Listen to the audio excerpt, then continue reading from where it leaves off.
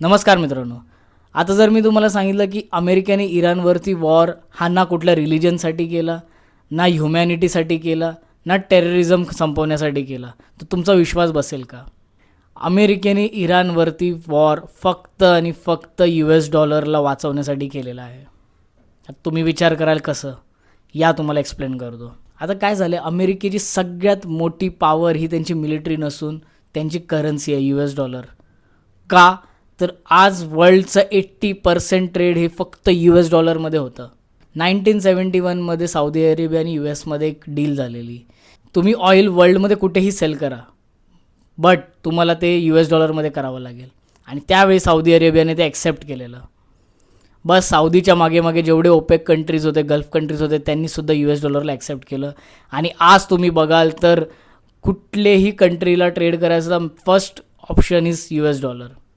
त्यामुळे काय झालं, अमेरिकेला एक पॉवर भेटली, ज्यामुळे ते पाहिजेल तितकी $US प्रिंट करू शकतात आणि वर्ल्डमध्ये डॉमिनेट करू शकतात. आता समजून घ्या इराणची गोष्ट. इराण ही कंट्री स्ट्रॅटेजिकली आणि जॉग्राफिकली खूप स्ट्रॉंग आहे. रिझन, तिथे क्रूड ऑइलचं साठा खूप आहे. सेकंड, स्ट्रेट ऑफ हॉर्मोज तिथून पास होतो, म्हणजे वर्ल्डचे जेवढे मोठे ट्रेड्स आहेत, शिप कंटेनर्स आहेत, ते स्ट्रेट ऑफ हॉर्मोज थ्रूच होतात. आणि याच कारणामुळे अमेरिकेला इराणवर कंट्रोल आणायचं आहे. तर समजा हा वॉर जर इराण जिंकला तर 100% अमेरिकेचा डॉमिनन्स संपेल, $US डिपेंडन्सी हटून जाईल आणि अमेरिकेत ऑटोमॅटिकली डाऊनफॉल सुरू होईल अमेरिकेचा. आणि ट्रम्पला हे बिलकुल नको आहे. ट्रम्पला अमेरिकेचा डॉमिनन्स नाही संपवायचा आहे. ट्रम्पला डॉलरची व्हॅल्यू डाऊन नाही करून घ्यायची. दॅट इज द रिझन हे वॉर अजूनही थांबलेलं नाही आहे. आता तुम्ही हिस्ट्रीमध्ये जाऊन बघा, ज्या ज्या कंट्रीजनी $US अगेन्स्ट स्टँड घेतलेला आहे, त्या कंट्रीजमध्ये काही ना काही मोठ्या गोष्टी घडलेल्या आहेत. 2000 साली सद्दाम हुसेननी इराकमध्ये ठरवलं की आम्ही $US आम्ही युरोमध्ये ट्रेड करणार. 2003मध्ये अमेरिकेने इराकवरती अटॅक केला आणि सद्दाम हुसेनला मारून टाकलं. डॉलर वाचला. लिबियामध्ये गद्दाफीने एक नवीन करन्सी फाइंड आउट केलेली, गोल्ड दिनार, आणि सांगितलेलं की आम्ही हीच यूज करणार फॉर ट्रेडिंग.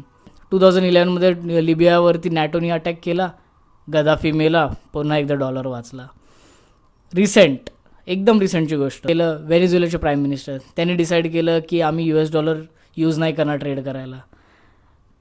काय केलं, USने डायरेक्ट व्हेनेझुएलामध्ये अटॅक केला, प्राईम मिनिस्टरला अरेस्ट केली आणि पूर्ण कंट्रीवर कंट्रोल केला.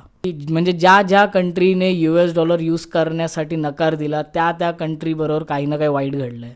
अँड इराण हे जस्ट अजून एक एक्झाम्पल आहे त्यामधलं. बट बाकीच्या कंट्रीजपेक्षा खूप जास्त रेजिस्टन्स इराणने दाखवलेला आहे. आता अमेरिका जर हा वॉर हारला तर त्यांची पॉवर कमी होईल आणि अमेरिकेला ते नको आहे. म्हणून कुठलीही सुपर पॉवर ही जर कुठल्या कंट्रीवर, एखाद्या कंट्रीवर अटॅक करते तर ही रिलिजन, ह्युमॅनिटी आणि टेररिझमसाठी नसते. ती फक्त आणि फक्त त्यांची करन्सी, त्यांचा डॉमिनन्स मेंटेन करायसाठी असतं. जर हा व्हिडिओ आवडला असेल तर प्लीज लाईक आणि शेअर करा आणि चॅनलला सबस्क्राईब करा. आणि पुन्हा भेटूया नेक्स्ट व्हिडिओमध्ये. तोपर्यंत जय हिंद, जय महाराष्ट्र.